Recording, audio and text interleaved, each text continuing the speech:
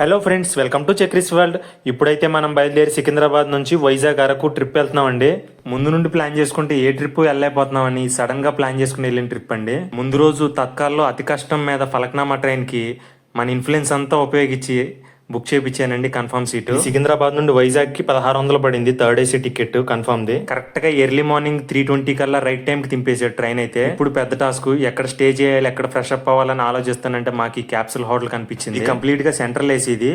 Family section ladies section separate గానే ఉంటాయి. Single person కి అయితే 200 3 అవర్స్, కపుల్ అయితే 300 పడుద్ది. 3 అవర్స్ దాటితే 600 పడుద్ది డే లోపు అయితే. సింగిల్ పర్సన్ కి అయితే 3 అవర్స్ దాటి 1 డే లోపు అయితే 400 పడుద్ది. మనకు మార్నింగ్ 6:45 కి అరకెళ్లే ట్రైన్ ఉందండి విశాఖపట్నం నుంచి.